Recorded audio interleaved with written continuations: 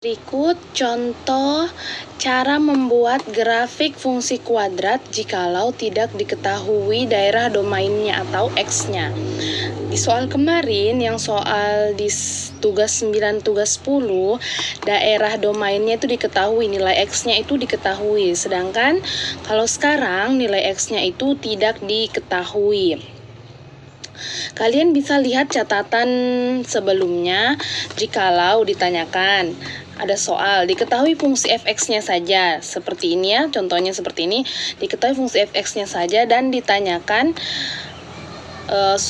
titik potong pada sumbu X, titik potong pada sumbu Y, dan persamaan sumbu simetrinya, nilai maksimum minimumnya. Maka yang pertama kalian kerjakan itu, yang ini, sumbu X. Kalau ditanyakan sumbu X berarti berdasarkan catatan yang tadi, jikalau ditanyakan sumbu X berarti Y-nya itu harus 0. Jikalau ditanyakan sumbu Y berarti titik potong di sumbu Y berarti X-nya itu harus 0. Y-nya itu bernilai ya.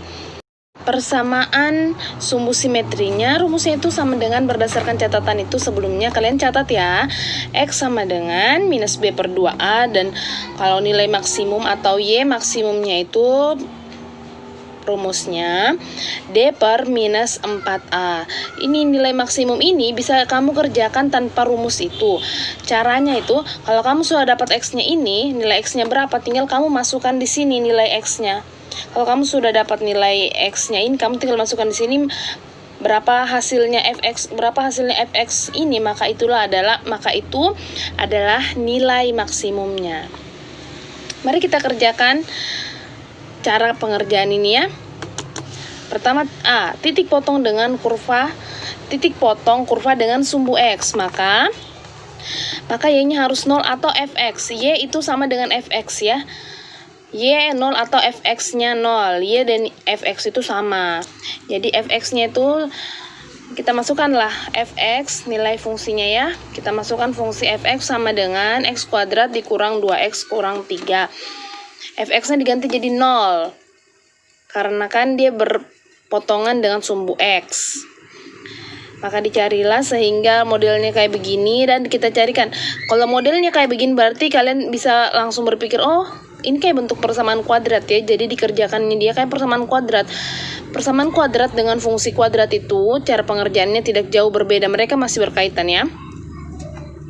Jadi dicarilah, jikalau dikali hasilnya minus 3 dan jikalau ditambah hasilnya minus 2, maka didapatlah angka 1 dan minus 3. Sehingga ditulislah sedemikian rupa, sehingga diperolehlah titik X sama dengan 3 dan X sama dengan min 1. Sehingga ada dua titik yang didapat, 3,0 dan min 1,0. Didapatlah ya. Selanjutnya titik potong dengan sumbu Y, maka X-nya yang harus 0. Ini gampang sekali. Kita tinggal ganti saja X-nya. Semua nilai X kita gantikan jadi 0.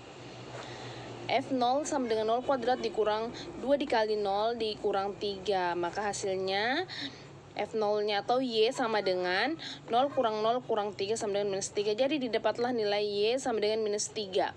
Sehingga didapat titiknya 0, minus 3. Karena dia berpotongan dengan sumbu Y yang mengharuskan X harus 0. Oke. Sekarang carilah sumbu simetrinya. Sumbu simetrinya rumusnya X sama dengan minus B per 2A. Masukkan nilainya B. B itu berdasarkan fungsi di atas. Y-nya itu sama dengan minus 2. B-nya itu sama dengan minus 2. Masukkanlah dia minus 2. Dan A-nya itu adalah 1. Ini ya 1. Masukkan minus 2 per 2 dikali 1. Minus ketemu minus, hasilnya positif ya. Jadi 2 per 2 sama dengan 1. Oke, didapatlah nilai sumbu simetrinya atau X sama dengan 1. Itu adalah sumbu simetrinya. Lanjut kita cari nilai maksimum atau Y maksimum. Masukkan rumus D per minus 4A. D-nya itu adalah diskriminan. Diskriminan rumusnya B kuadrat dikurang 4 dikali A dikali C. Dimasukkanlah nilainya sehingga Ustazah tadi ada kesalahan ya. Ustazah masukkan C, ternyata C itu tidak ada. cuman minus 4A. Sehingga diperolehlah Y maksimalnya adalah minus 4.